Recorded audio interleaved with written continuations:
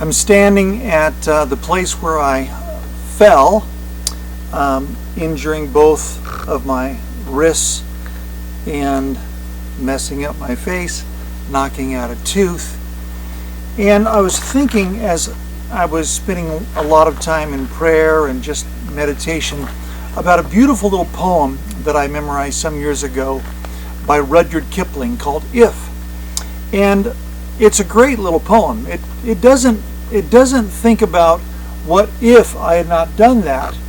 It thinks about what kind of man I am in the midst of that. Oftentimes we let our mistakes, our falling, our stumbling define us, when that's never God's intention. God's desire is always that our stumbling, our falling would not define us, but it would refine us. Today I want to invite you to think about this beautiful little poem written probably in the late 1800s, not really composed in a public article until 1910, by Rudyard Kipling, who, even though he had much fame, he had much heartache and sorrow and difficulty in life. We often think that the best route is the easy route, when usually it is the difficult route that makes us into the best versions of ourselves. Truly, what Scripture says, it means and proves to be true, and it says, consider it pure joy when you face trials of many kinds, because you know that the testing of your faith develops perseverance, and perseverance, character, and character must complete its work, making you mature and complete, not lacking anything. James 1:2-4.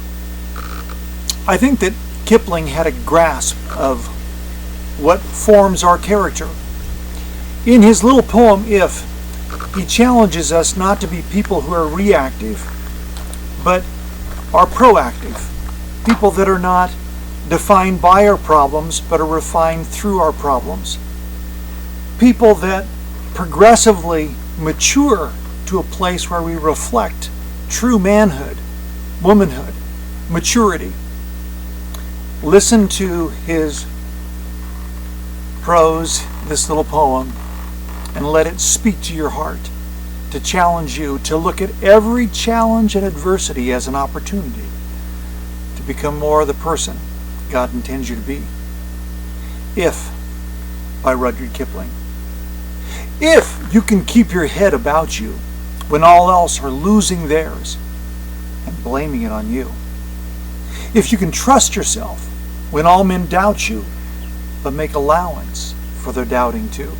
If you can wait and not be tired by waiting, or being lied about, don't deal with lies, or being hated, don't give way to hating, and yet don't look too good or talk too wise. If you can dream and not make dreams your master, if you can think and not make thoughts your aim, if you can meet with triumph and disaster and treat those two impostors just the same, if you can bear to hear the truth you've spoken twisted by knaves and made a trap for fools, or watch the things you gave your life to broken and stoop and build them up with worn out tools, if you can force your heart and nerve and sinew to serve your turn long after they are gone, and so hold on when there's nothing in you except the will which says to them, hold on.